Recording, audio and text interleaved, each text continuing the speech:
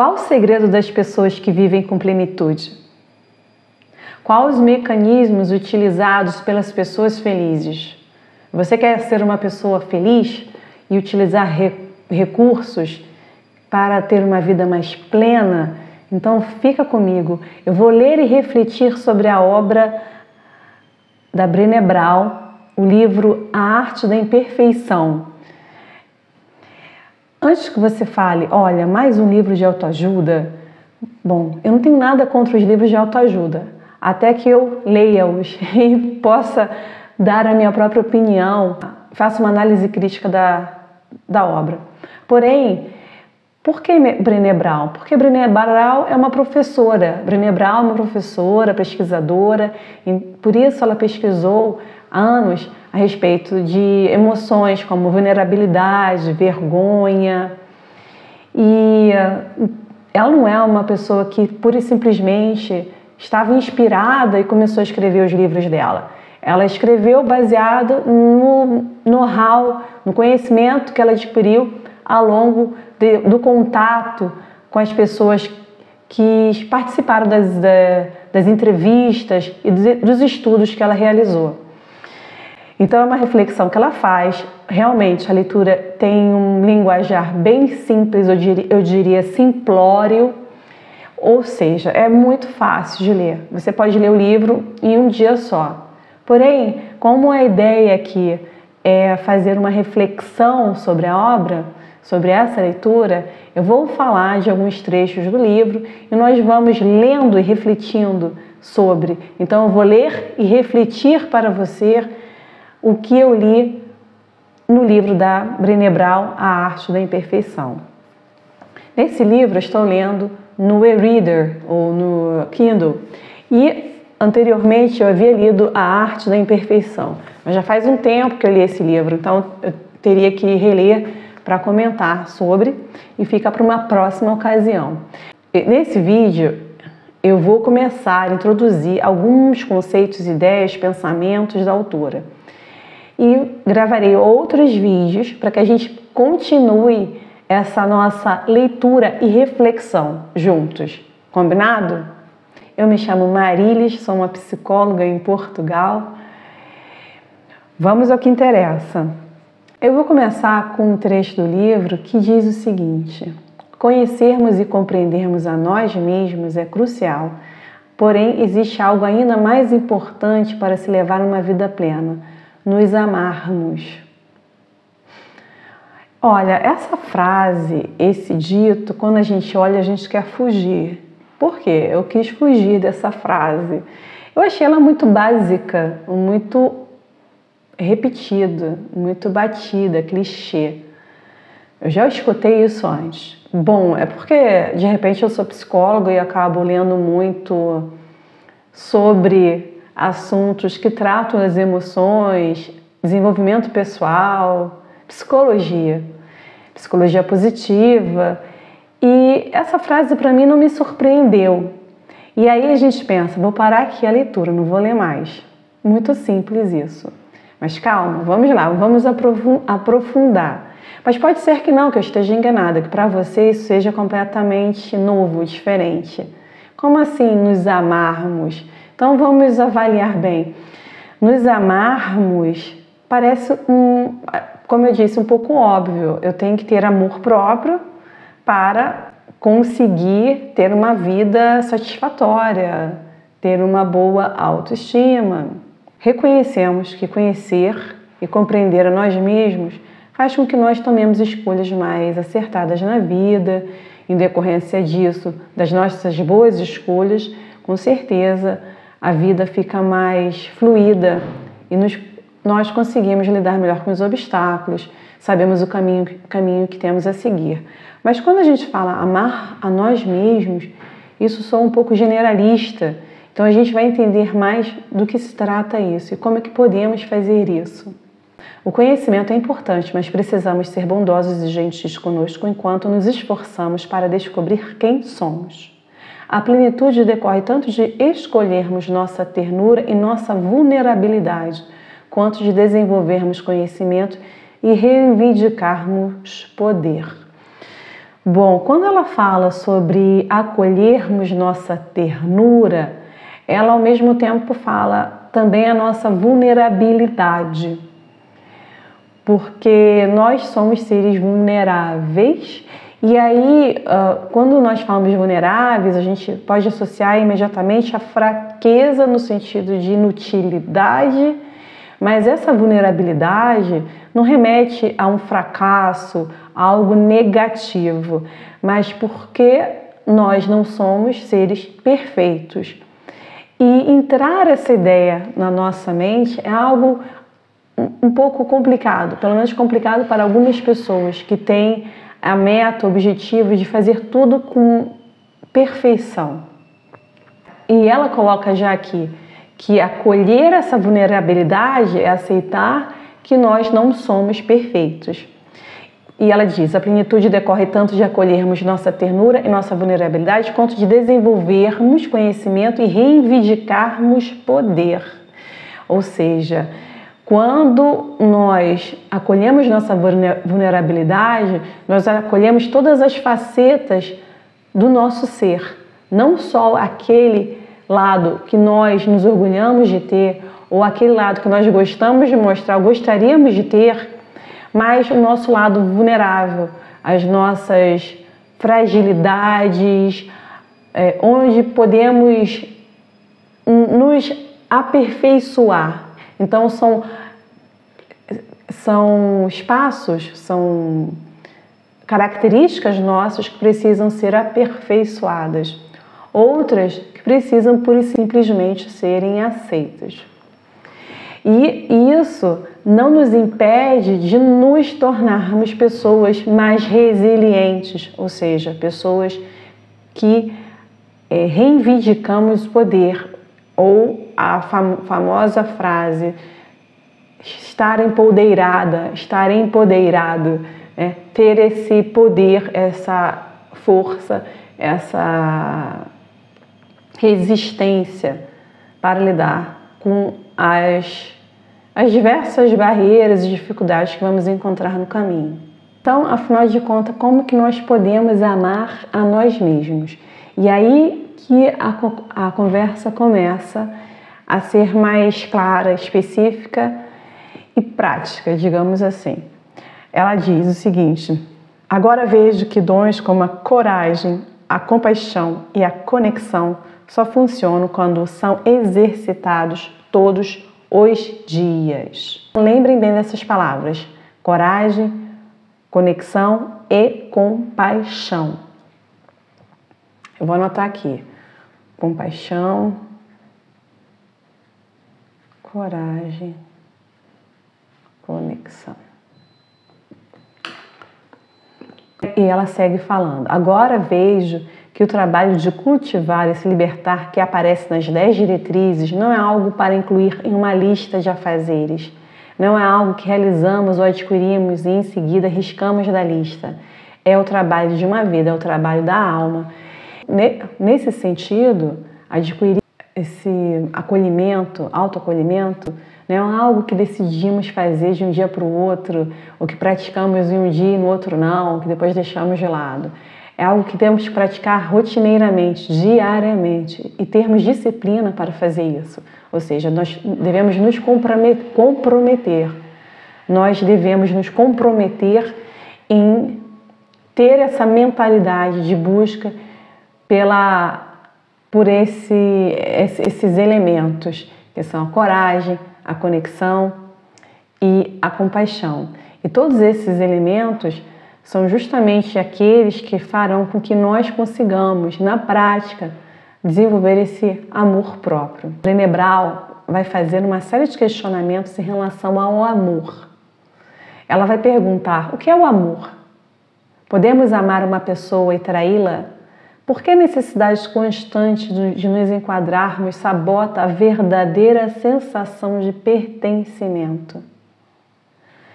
É possível amarmos as pessoas importantes de nossa vida, como o nosso cônjuge e nossos filhos, mais do que amamos a nós mesmos?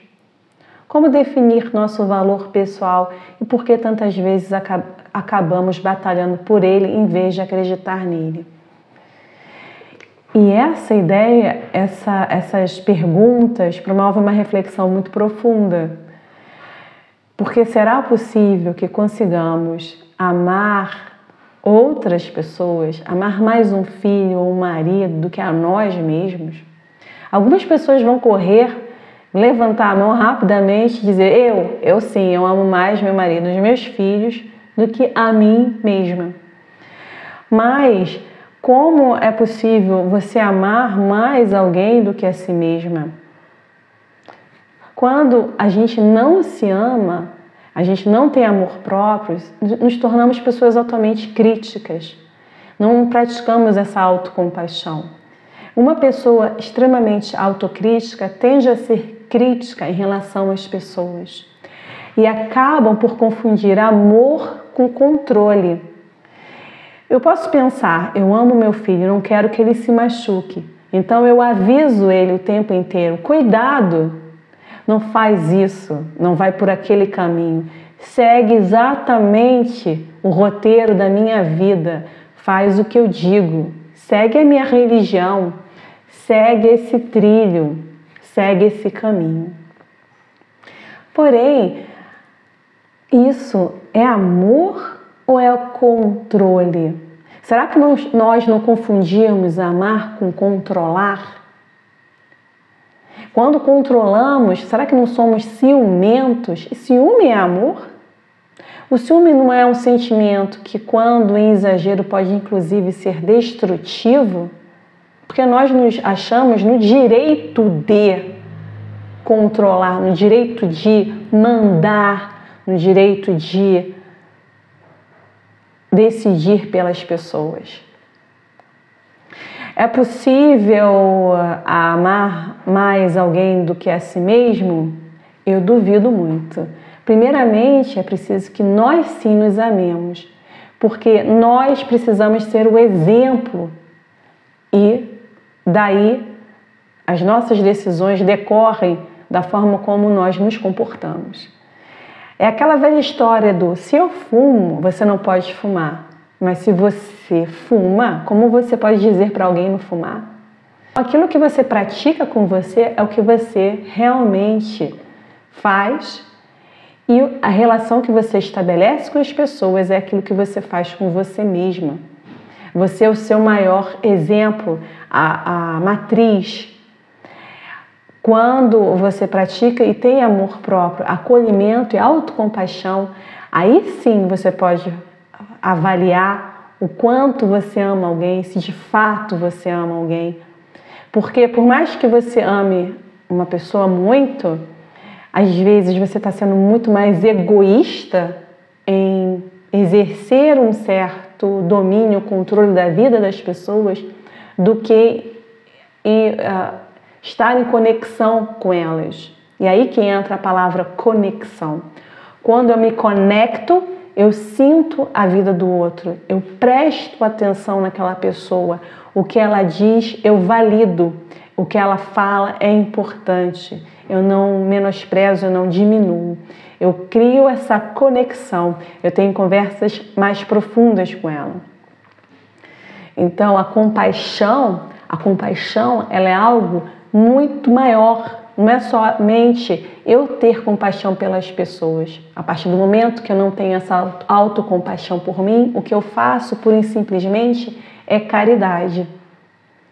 É caridade e não um altruísmo, um verdadeiro altruísmo. Compaixão, conexão e coragem. Por que coragem? Coragem de sermos quem nós somos, acolhermos também as nossas vulnerabilidades, como acolheríamos de um amigo, como acolheríamos de uma pessoa querida. Quando eu tenho a coragem de admitir que eu também falho, eu vou ser muito mais tolerante em relação às falhas do meu ser amado, do ser amado. Eu vou ser acolhedora, eu vou ser prestativa, eu vou ser alguém confiável, ou seja, aquela pessoa pode confiar em mim. Mas só que isso eu preciso desenvolver comigo mesmo, eu preciso ter essa autocompaixão, esse amor próprio. E eu realizo isso na prática, desenvolvendo a coragem da imperfeição, de aceitar que eu sou através da conexão com as pessoas que eu estabeleço, com pessoas confiáveis, com pessoas que eu acolho, que eu amo.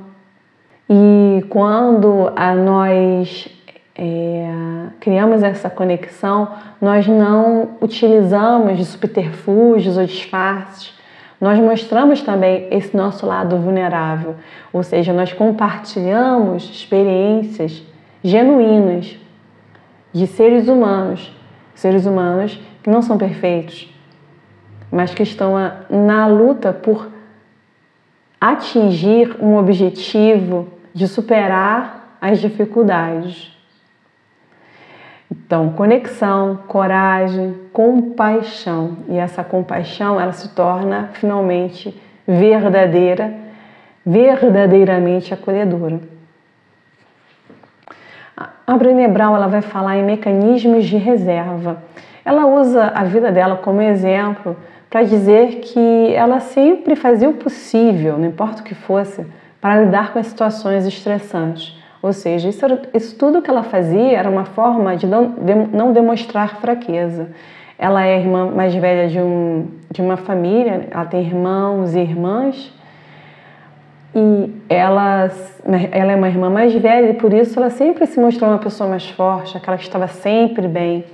Então ela tirava forças e ela não sabe explicar de onde para lidar com a situação, mesmo se sentindo extremamente esgotada. Ela não abria mão de demonstrar nenhum tipo de fragilidade. E isso esgotava ela muito e deixava ela muito ressentida, crítica e um tanto quanto amarga.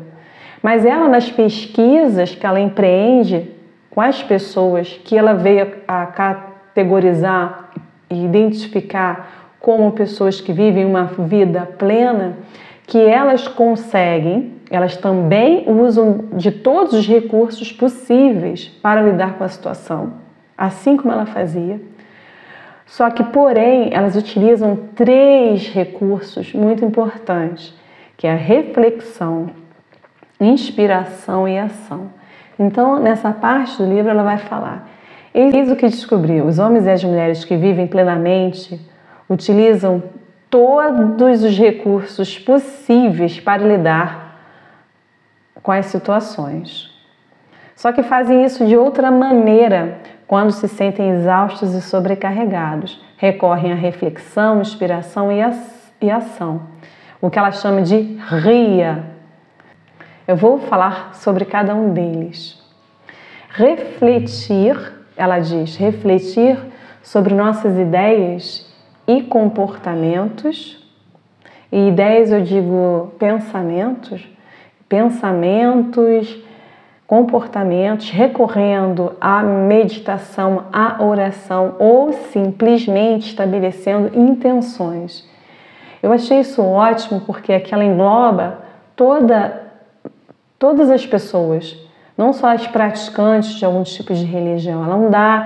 Ela não limita como sendo algo exclusivo de alguém que tem uma prática religiosa ou meditativa, mas também pessoas que se aprofundam, que refletem, que analisam tudo aquilo que elas fizeram ou as decisões que elas tomaram. Existe um trabalho de reflexão. E aqui é muito importante porque a gente parar e pensar de que forma nós podemos promover essa reflexão e análise dos nossos comportamentos, sem que ele se torne, ou sem que esse ato, esse gesto se torne pura e simplesmente um remoer de pensamentos ou pensamentos acelerados. E aí isso é uma outra questão, mas é claro que fica aqui como sugestão. A leitura por si só do livro é algo que pode fazer você refletir quando você faz essas perguntas, quando eu faço essas perguntas para você. Quando eu pergunto, de que forma você pode melhor analisar os seus pensamentos e os seus comportamentos? Como é que você pode fazer isso?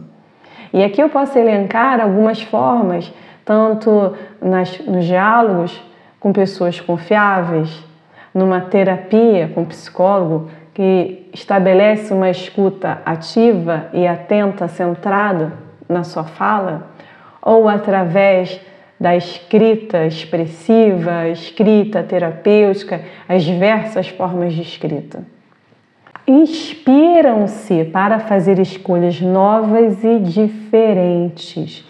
E aqui é a busca por novas perspectivas. E essa busca por novas perspectivas pode também se dar de diferentes formas. Agora, quando você assiste, escuta esse vídeo, você tem uma nova perspectiva. Está se abrindo para você uma nova perspectiva. Quando você recebe uma mentoria, uma supervisão, uma orientação, ali também se abre a porta para novas perspectivas. Isso pode incluir, inclusive, leituras de livros. Pode incluir reflexão, análise, crítica sobre histórias. E é o que estamos fazendo aqui também. E isso promove insights, novas maneiras, abordagens para se lidar com os problemas. E por problemas, não necessariamente algo que ocorre externamente, mas pode ser aquilo que você precisa resolver internamente. A sua forma de avaliar, de julgar os seus pensamentos. E esses pensamentos podem vir a se tornar mais flexíveis. Então, inspirar-se para fazer novas e diferentes escolhas é quando você busca trazer elementos que promovam essa maior reflexão.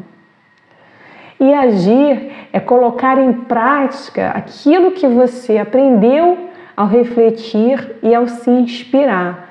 É colocar em prática, concretizar, a solidificar a sua aprendizagem.